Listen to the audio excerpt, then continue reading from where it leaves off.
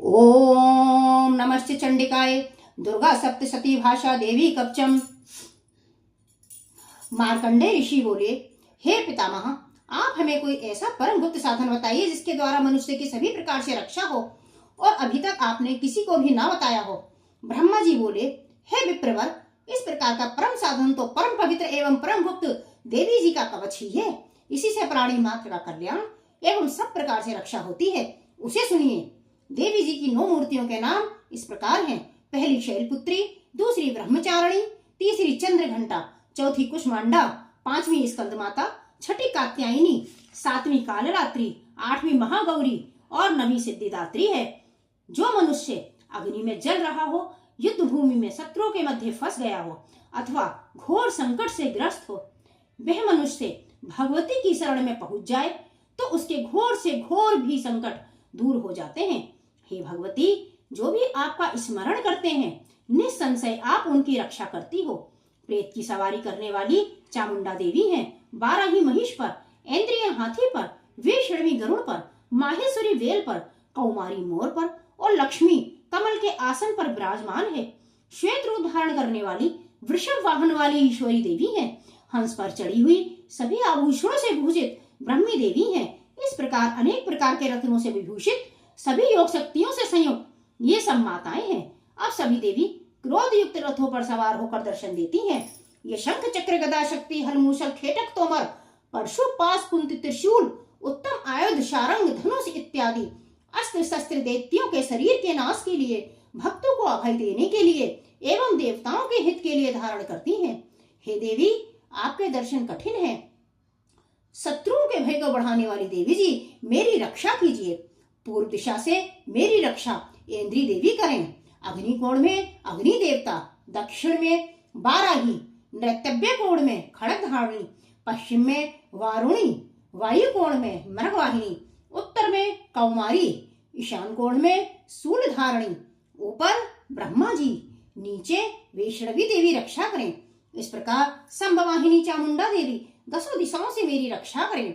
जया मेरी आगे की, विजया मेरी पीछे की, बाईं ओर अजिता, दाईं ओर अपराजिता रक्षा करे। उद्योतनी मेरी शिक्षा की, उमा मेरे मस्तक पर विराज कर, भोह की यशस्विनी, भोह के मध्य में त्रिनेत्रा, नासिकाओं की यघुंटा देवी, नेत्रों के मध्य में शंखनी, कानों की द्वारवासिनी, कपोलों की कालिका, कानों के मूल देश की सांगरी देवी रक्षा करे।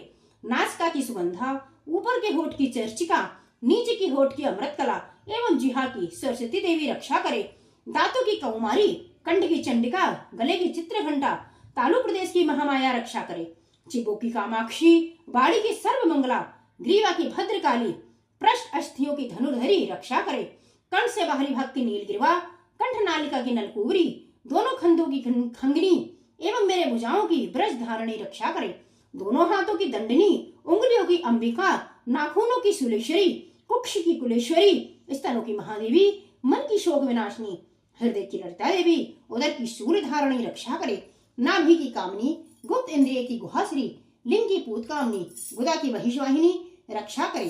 कटी की भगवती, घुटनों की विंध्यवासिनी, जंघाओं की महाबली देवी रक्षा करे। गुल्फों की नारसिंही, पांव के तलवों की तेजसी, उंगलियों की श्रीधरी देवी और तलवों की पर्वतवासिनी रक्षा करे। नाखूनों की दृष्टा कराली, केसों की उधर ग्रेसनी, रोम छिद्रों की कौमारी और त्वचा की बागीश्वरी रक्षा करे। रक्त मज्जा, बसा, मांस, अस्थियों एवं मेदे की पार्वती, अंतड़ियों की कालरात्रि, पित्त की मुक्तेश्वरी रक्षा करे। पद्म कोश की पद्मावती, कफ की चूड़ामणि, नाखूनों के तेज की ज्वालामुखी, सभी सिंधियों की अविद्या देवी रक्षा करे। हे ब्रह्माणी, आप मेरे वीर्य की रक्षा करें। छाया की छत्रेश्वरी, मन बुद्धि अहंकार की धर्मधारणी रक्षा करे। प्राणों की कल्याण शोभना, सब स्पर्श रूप रस गंध, इन 5 इंद्रियों की योगिनी सत्व रज तम की नारायणी सर्वदा रक्षा करे।